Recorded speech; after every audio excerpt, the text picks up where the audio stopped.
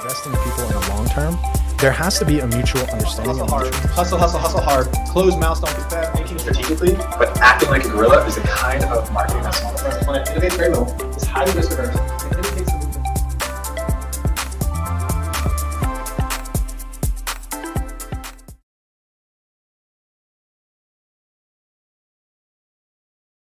The situation is that we need to sell X amount of bottles of water before the end of the month, or our department's going to get shut down. I would rather work for a leader who's pushing for results than a leader who's kind of moving more towards building relationships. So the situation is certainly something that is, take that into consideration. And that's important to me. But at the same time, in certain situations, I gravitate more towards leaders who are setting goals and holding standards and telling me to do something. We talked last class about these dynamics between consideration and initiating structure.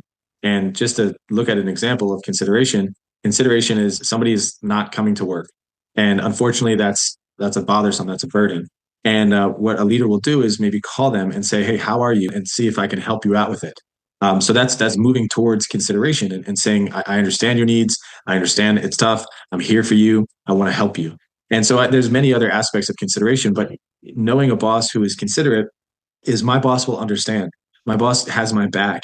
My boss or my leader, he believes in me and he knows I'll do the right thing. He or she knows I'll do the right thing. So therefore, they're considerate towards me. And so think about the feelings that you would have if you had a boss who was considerate. So a boss that is initiating structure in a situation like that calls a person, has some level of consideration, but if it continues, now I'm going to have to suspend you. And then if it continues to happen, I'm going to have to let you go and we're going to have to find someone else. And just has rules and ways of going about things so that they initiate structure on a team so that things get done and that other people aren't stressed out. We're still moving towards a common goal. So initiating structure, again, we got work done. We're in class. We need to do things. But consideration behavior is, let me pause. Let me say hello. Let me address you from South Bend, Indiana. Let's have some discussion questions. And so it builds this rapport between you and the follower. And of course, the leader spends time and is intentional about those things so that there's trust, so that there's proper communication, and so that there's these feelings. When the leader's not here, I can still get things done. I love this. I have two different ways to show this to you. And I think this diagram is a fascinating way to look at it. So it's an XY axis, and it's putting a low. So a person who's low on concern for people. So the terminology here is a little bit different, but it's the same. It's a very similar definition. We'll talk tonight about task-focused behavior and relationship-focused behavior. We just talked about consideration versus initiating structure. And so task-focused behavior is very much like initiating structure. And relationship-focused behavior is very much like consideration. And when you look at this diagram here, you see for concern for people and low on concern for results, you have something called, which is this dynamic here. I'll draw on the visual. And this might sound like a laissez-faire boss that maybe you want to work for because they're just sort of there. They're in the office and they don't really care about what's going on. And that might be pleasing to you. That's maybe what you want. But at the end of the day, I don't know if you really want. I'm not sure. And it's called impoverished management. So it's an exertion of minimum effort to get required work done is appropriate to sustain organizational membership. So just the bare minimum. And so then the other dynamic here is what we call authority compliance management. We're going to talk about being autocratic versus democratic in a moment. So authority compliance management means you're super high on concern for results. You want to get things done. You're a driver. You're a striver. You need production. Without production, you go nowhere. And in addition to that, you have very little concern for people. So you're bulldozing people. You're all about getting stuff done. You're all about moving things forward. And your relationships with people are not important to you whatsoever. And I don't want to embellish this, but I fell victim to this at the beginning of my career working in an entrepreneurial family business because I felt it was my obligation to perform and to produce. And so along this journey of performing and producing, and when it was appropriate, I would socialize and fraternize and talk and, at lunch or after work. But during work, it was probably very difficult to be around me. I know it was for some people because I was working. And unless you were going to help me get things done, I wasn't really interested in chit-chatting or whatever, or like your problems weren't necessarily my problems unless you were going to help me grow the business and get customers and stuff like that. So anyways, I'm sharing this story because I burned a lot of relationships in this way. And in the long term, this was not very effective whatsoever. I'm sure you can see that in the short term, this could be somewhat effective. Again, it's an extreme, but if you're getting things done, at least you're getting things done. It's better than impoverished management. So it's at least a step in the right direction, but it's less of a concern for people, which isn't so good. So let's look at the other extreme. So this other extreme is you have very, very, very low concern for results. You just don't care about how the business is doing, how your department's doing. You're not really interested in the goals. You're not really reporting on the goals. And so your concern for results, minimum. But your concern for people is really high. So which means that I'm very interested in what's going on with you. I'm always giving you the benefit of the doubt. I'm allowing people a little bit more rope than they need. I love my relationships with the people. I spend extra time investing in getting to know people. They get to know me. And we don't really talk about work that much. We talk about work when we have to, but it's not of the most important topic we have. And I guess the argument, and I'm pretty sure this isn't just mine, is that although this might sound pleasing as well, these tend to get old after a while too. That I believe, and maybe some of you do as well, that work can be a good thing. Like getting things done and doing the job is actually what we want to do. It's what I want to do. And just constantly talking about relationships and getting to know each other, it's getting to know each other so that we could do something constructive together. I would think it works. So this is called country club management. I love the terminology because I use it sometimes. I'm like, oh, this is the country club manager over there. I mean, I never see them working. They're always talking. They're never talking about work. And for whatever reason, they're not responding to anyone's emails and they're not getting any work done. I'm like, oh, they're always here, but they're not really doing much. So this is thoughtful attention to the needs of people for satisfying relationship leads to a comfortable, friendly organization atmosphere and work tempo. So that's country club management. And so where this is arguing, I guess you can see here is middle of the road management. This is a combination of both authority, compliance management, and country club management. But where the book is arguing, and most literature is arguing, is that the best place to be is something called team management, where work accomplishment is from committed people, interdependence through a common stake, and organization purpose leads to relationship of trust and respect. So it's both. I have an ability to be assertive about what needs to get done, and we have to perform, and I have a concern for results because I want to produce, and I want to produce it in a spirit of excellence. And at the same time, I care about you as an individual. I want to know what's going on with you. I'm not just going to rhino rampage over you, and I'm going to be kind. I'm going to be nice. I'm going to be approachable. And that's how I lead.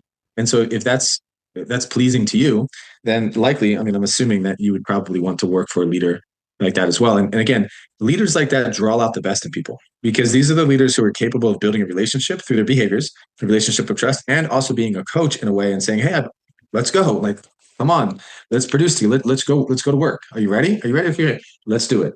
And then it's like, I'm ready. Let's do it. And you want to perform for a leader like that. And you want to help a leader like that. And at the end of the day, you'll feel much more accomplished and dignified and self-efficacious. I use that word a lot in this class. This is believing in oneself because you know you can now accomplish a task much more so than you would with the country club manager. So here's just another way to depict that. And so I'm not going to go over it again, but I thought this to be an interesting visual. And I'll just share it personally. Like I said, my behavior is more towards initiating structure. Like it's more comfortable for me to get to work and to get things done than it is to be sensitive to everybody around me. To me, there's a lot of emotional energy that I have to expend, and I do it. I mean, it's important that I do it. But it takes intentional work, and I have to be in the right mindset, and I have to be in a positive attitude and sort of be patient to ask questions and listen, and then getting to work happens after that. But when I'm tired and when I'm not in a perfect place, it's a lot easier for me to just work, just get things done. Let's go. Like, okay, let's move on. So I would be probably, I mean, at this point, I'm probably 4-4, but I'm more like a 2-4. Like there's certain areas in consideration that I can improve on. So here's the different dynamic too. I want to argue for both, and I'll explain why. So when you think about a behavior, and this is a little bit of behavior, a little bit of style at the same time, an autocratic type of leader centralizes authority and drives power from position, control of rewards, and coercion. Effective when the skill difference between the leader and the subordinate is high. So there's autocratic leadership style in a command and control environment. I told you, in the prison system, and it's pretty autocratic when it comes to the security guards in the prison.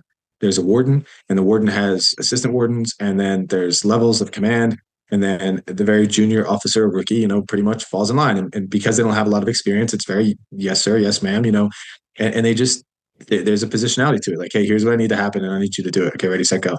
And so there's, firefighters might act like this in certain times, police officers, military people, and in certain business environments, this might be appropriate. Of course, this kind of autocratic leadership can be, let's say, so let me talk about democratic.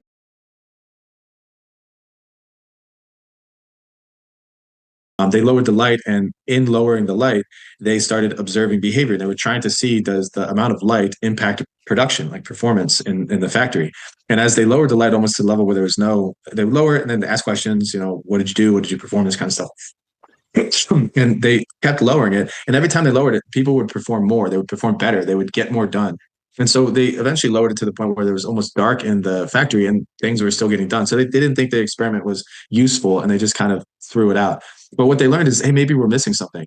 So it turned out that the variable of the people, the experimenters, having the conversations with the people on the floor and asking questions like, what did you get done today? How many of those things did you do?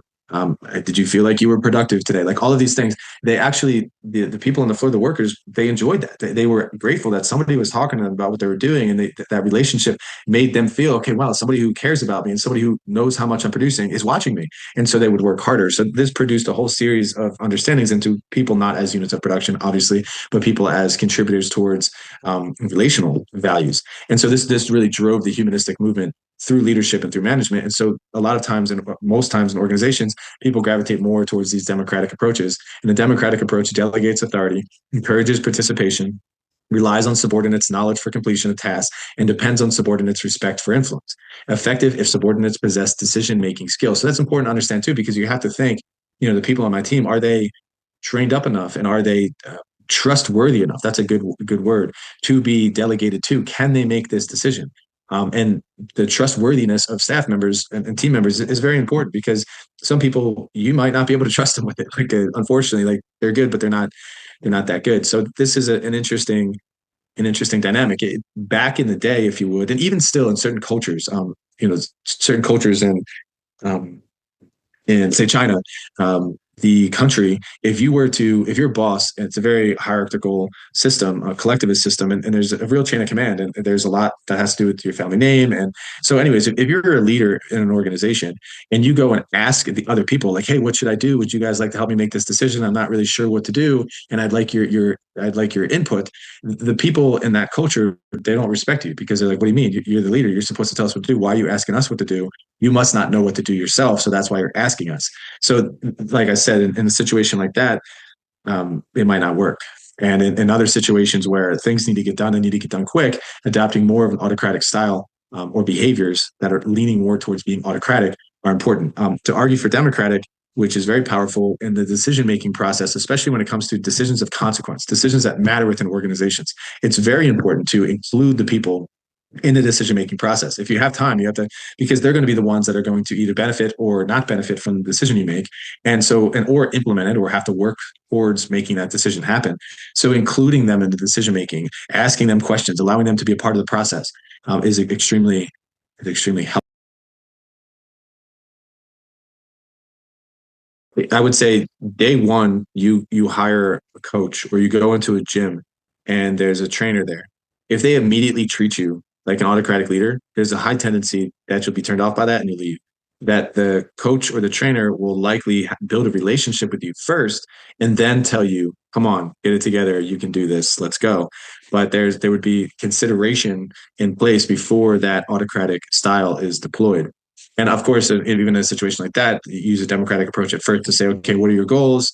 What do you want to do? How can I help you? Like sort of that. And then once those goals are set, I'm going to hold you accountable. And that accountability is going to have some coercive positional power to it. Like, hey, you hired me to do this, and now I'm telling you I need you to do it.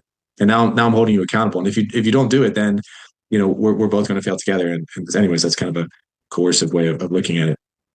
So that's a good example.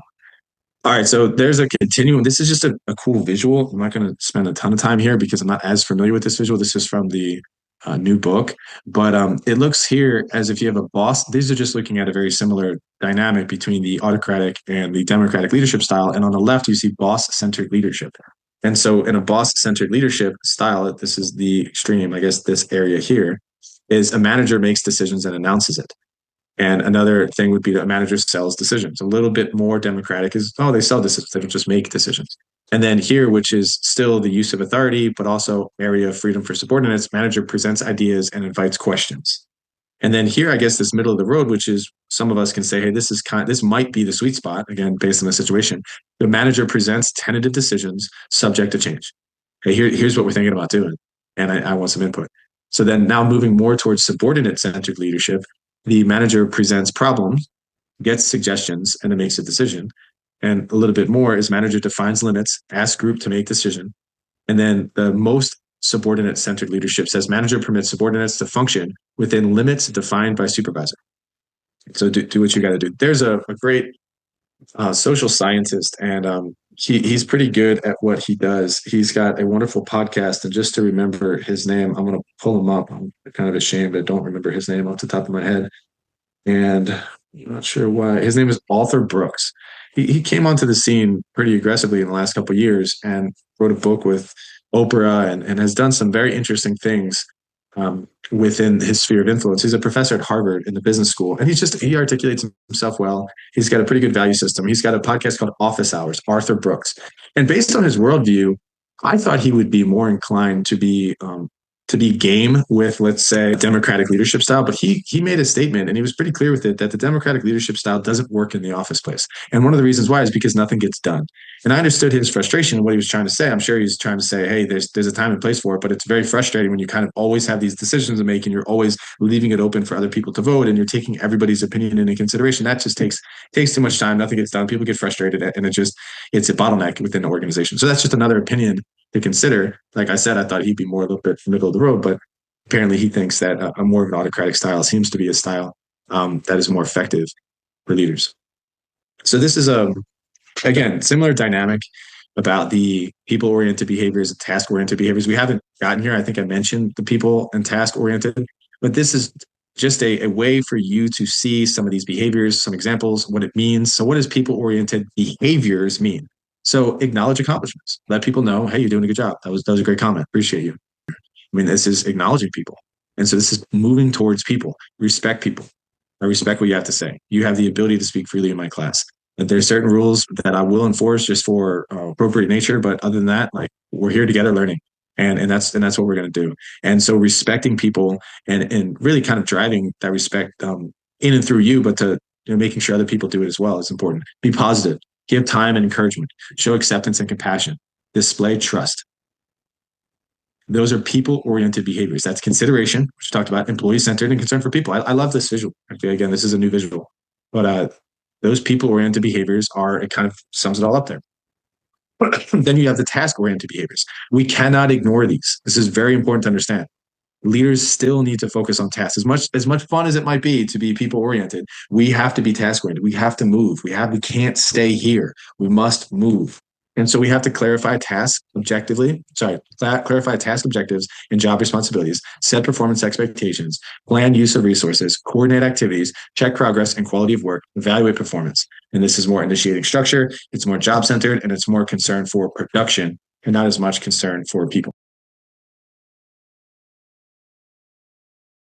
All right, so this is the second framework that I was mentioning that has made a significant difference in my life.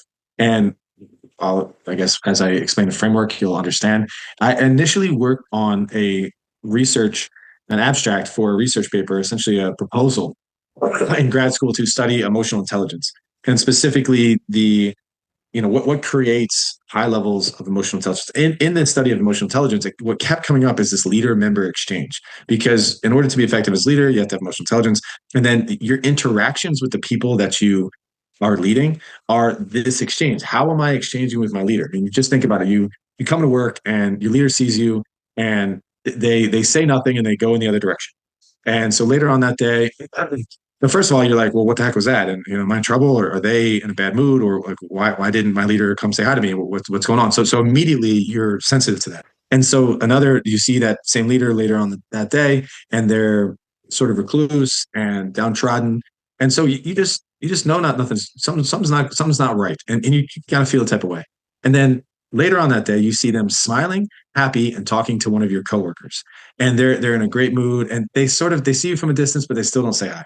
And so this would be considered a leader who really seems to be having behaviors that are putting you in the out group.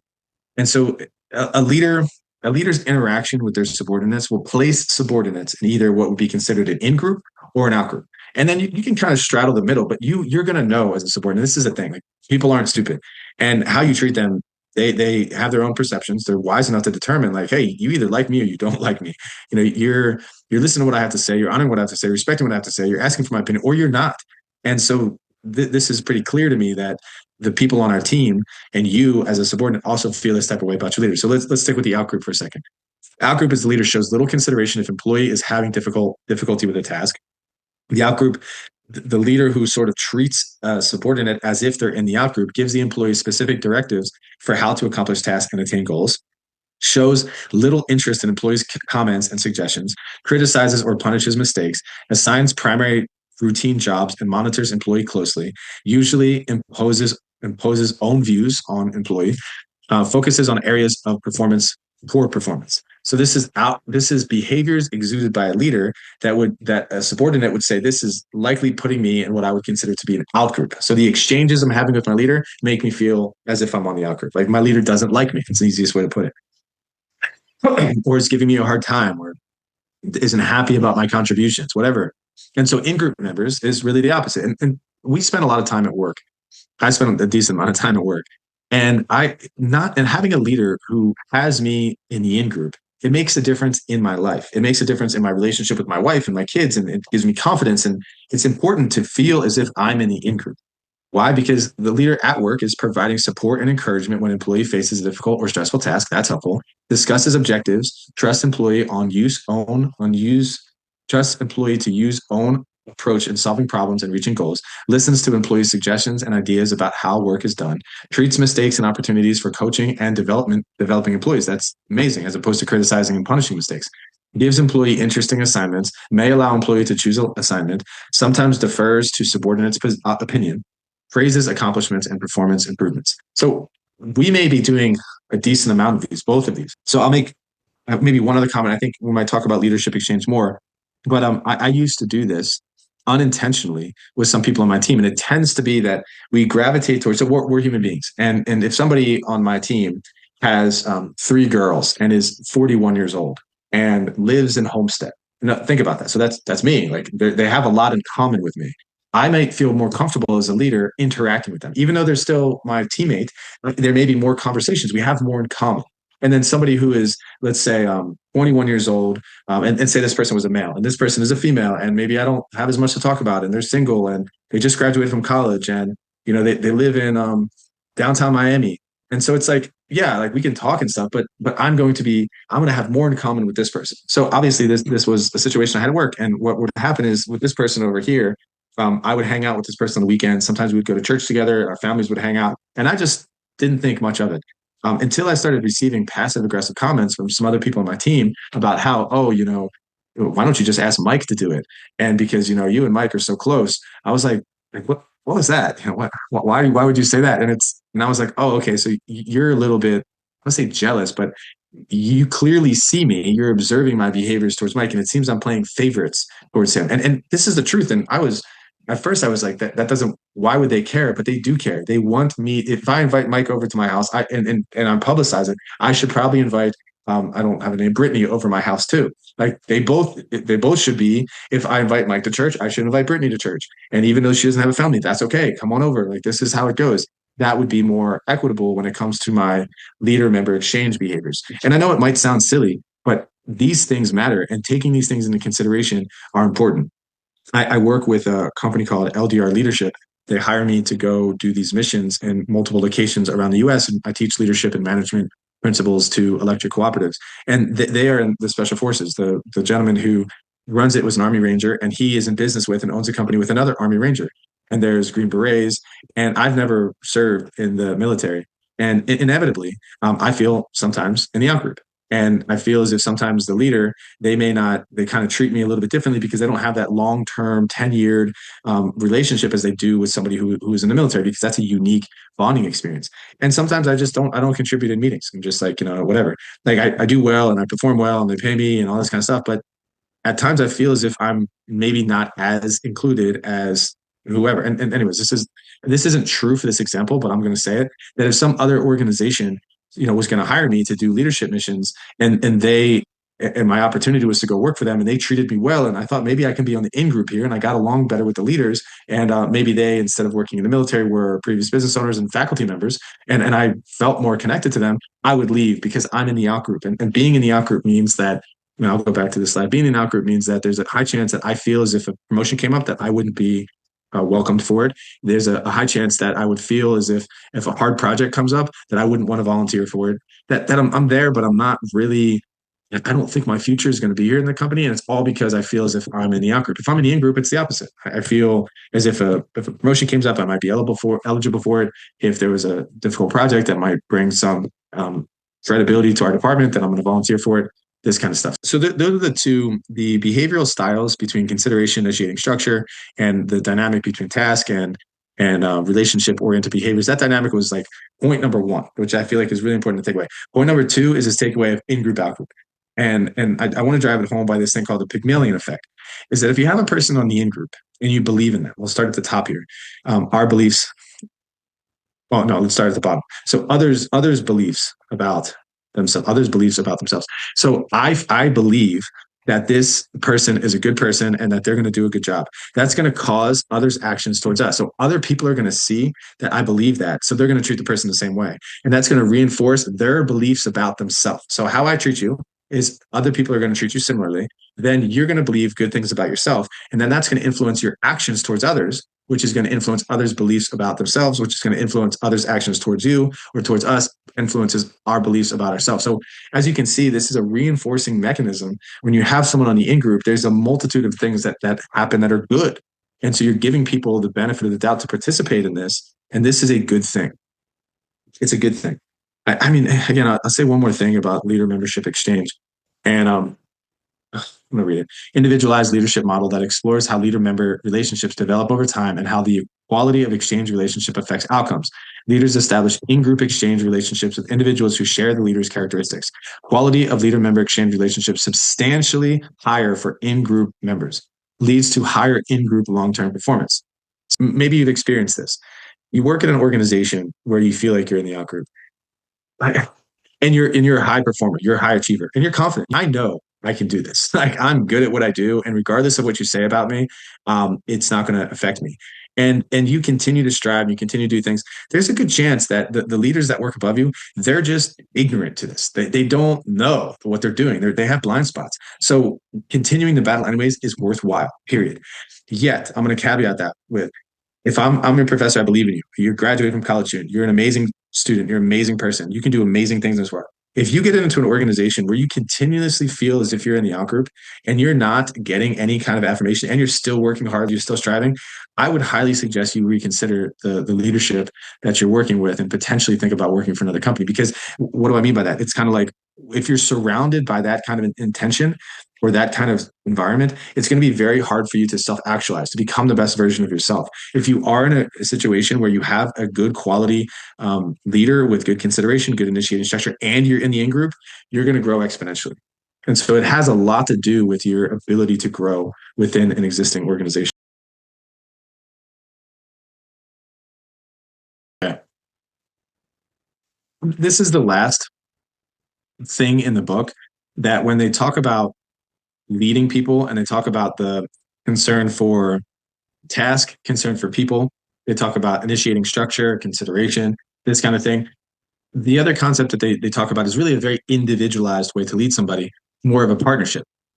And so leaders must treat each follower positively, even if the treatment is individualized for each follower. So what does it mean? So it's you're really getting the people onboarded in a personal way. So you're concerned for people here and you're concerned for task here, and you're shifting the way in which you're doing things, and you're customizing your approach to the followers on your team in order to be most effective. So they're really just talking about this as partnership building. I think this should run through most leadership models, but it's just a different terminology for it. All right, so we're moving away from some of the behaviors and we're going a little bit back in a sense, but it's worth covering of why are people motivated to lead? I'm just going to ask one quick question. Do you think that people that have a desire to lead, should they be the ones that are in leadership positions? Or do you think that it's the people who perform a task really well and are very competent and they don't necessarily have a desire to lead? They have a desire to do the task and to do it to the best of their ability. But the debate happening in literature is that when a person has a desire to lead, it might be for the wrong reason. Like if you're trying to be in a position of leadership and you want to wear the leadership badge, it kind of says something about you. Like, hey, maybe you're a little bit narcissistic. And by the way, narcissism, a small amount of narcissism is actually good for leaders in some kind of weird way that I'm not going to get into, but it's true. But the other side of it is if I have that desire, I would rather have somebody that is really, really good at the job and coming from a place of prestige that is placed in a position of leadership because the people around them will respect them more. That they're the best person on the team, they're consistent, they show up, they're not in it for themselves. And now they're promoted to a position of leadership. They have to learn some new skills, but that person is going to receive a little bit more respect than somebody who's sort of chasing the position of leadership and possibly doing it for the wrong reason. So anyways, but it depends. If you put a person in a position of leadership that does not have a desire to lead, that might not work either. So you have to take that into consideration. The people that I've found such beauty and hope in are the people that says, I didn't really want to be a leader and I wanted to do my job, but now that I understand that I can make more of an impact and having more responsibility can make me have influence, and I care about people, and now I have the ability to care about more people, and I can learn the skills necessary in order to lead, like some of the stuff we're talking about here. Those people in the long term tend to be incredible high impact leaders because they have the prestige of knowing how to do the task well, and they were called into leadership as opposed to desiring leadership. So again, there's nothing wrong with desiring leadership. I'm just looking at the different perspectives here. So thank you for commenting on that. Let's quickly go through some of these motives. The motivation to lead, there's really three different kinds: effective, social normative, and non-calculative. So effective is enjoying the leadership role. Like, I like to be a leader. Social normative is viewing leadership as a responsibility and a duty. So that would be what Patrick Lencioni is arguing in his book, The Motive. And then non-calculative is viewing leadership positively despite potential costs. Because when you go into a leadership position, there is a chance, let's say it this way, you're now accountable for more. You're responsible for more. And now you have this heightened pressure to perform. And so I don't know if this is the right way to say it, but there's a higher probability that you might be fired. It's probably the proper way to say it in the most simplest of terms. If you stay as an independent contributor and you just want to get the job done, you're good at your job, there's a high probability you're not going to get fired, right? Because you're doing the job and somebody needs to do the job. Then you get moved into a position of leadership, and unfortunately you fail or stumble or there's roadblocks. There's more of a likelihood that you might be transitioned out of that role. So there's a cost to leadership. I think you all know that by now. They act with vigor and determination to exert their power. Could be good, could be bad, depending on the situation and the followers, and depending on the urgency. They invest much time in thinking about ways to alter the behavior and thinking of others. They care about the personal standing with those around them. So when I read these, they sound bad. But this might be a little bit about the narcissism thing, where it tends to be, because leadership is defined as the process of influencing people towards a common goal. You have to think that, you have to think about, how do I change people's behaviors? Because that's what influence is, getting people to think and act in different kind of ways. And you in a sense, there's like, you care about your standing, not, let's just think morally sound about this, like a good ethical person, because they want to represent their family well. They want to do their best. They care about performance, and they do care if someone fails and they have to put their head down and they stand in a group of friends. That doesn't feel great. So they want to succeed. So it could be a positive as well. So this is the power motive. There's a lot of, I think we talked about power in the other class, but there's two different kinds of power. Personalized power motive: seek power to further their own interest. Do not worry about everybody liking them. Recognize that as you acquire power, you can also acquire enemies. So that's a personalized power motive versus a socialized power motive, which seek power to achieve organizational goals or vision. So this is wielding power to get things done in a constructive way. The term socialize means that the leader uses power primarily to help others. If I'm here to help you, I can get that done for you. So a good example would be if you're working under a leader and you don't have the authority to get a company car. Like, obviously you need a company car, and your leader says, I know that you need a company car. I know it's going to help you with your job. Let me make that happen. And goes to the CEO and campaigns for you to get a company car, and then delivers you the keys and says, here's a company car, don't crash it. sign this paperwork, take good care of it, see you later. So that leader was able to use power primarily to help you get your job done and help to give you a benefit that you need in order to make this happen. Drive and achievement motive, that's pretty straightforward. Tenacity and resilience motive, pretty straightforward as well. I'll just read this so you have it. Leaders are known for working hard to achieve their goals. Drive, a propensity to put forth high energy towards achieving goals and to be persistent in applying that energy. So think about this when we talked about behaviors, and we talked specifically about behaviors towards the task. And I mentioned some difficulty in my level of being considerate at times, that a drive and achievement motive could have you behave in a way that's more initiating structure, more task focused, and less concern for people. So, and same thing when you look at the personalized and the socialized power motives, these both play into your behavior. So your motive to lead is going to dictate how you behave as a leader. When crisis happens, leaders step up, and leaders have the ability to get things done. And leaders know how to wield these things called consideration and relationship oriented behaviors. They understand that there's a time and place for it, that so-and-so just experienced some kind of loss and due to Hurricane Irma. And I need to be with them right now. I need not to be delegating to them and asking them to accomplish tasks. And so I'm capable of being present and empathetic to their situation. And then when they're ready to come back to work, I'm ready to give them a hat and I'm ready to put them out in the field. Let's go. You know what I mean? So that's kind of the nice balance between in a crisis situation where you still understand there's relationship that's necessary. But in crisis situations, if staff members and employees and people are armed and ready to go, we need to drive action. We need tasks. We need structure. We need to know, what do we do? Where do we go? How can we serve? And if you're in a situation where, let's just look at like a triage situation, and this disaster just happened, and you show up to a tent where like American Red Cross has a big tent with some supplies. You need to know, like, where are the supplies, where do you need me, and how can I be deployed to help this thing? So leaders take charge in those situations. They get up, they communicate, they give direction, they assign roles, and they get things done. And so it tends to be in crisis situations that the task-oriented leaders and leaders that are comfortable with initiating structure are the ones that have more effectiveness and more success. So again, but at the same time, I'll go back to the Rudy Giuliani situation. There's still a relationship element to it. But as you can see, you kind of press pause on the relationship thing just for now. Like, hey, I'll get to that in a minute, but people need decisions and people need action. So that's kind of what I'll say about crisis. Let me see if there's anything. So it says many leaders are not prepared to effectively lead through times of anxiety-induced events.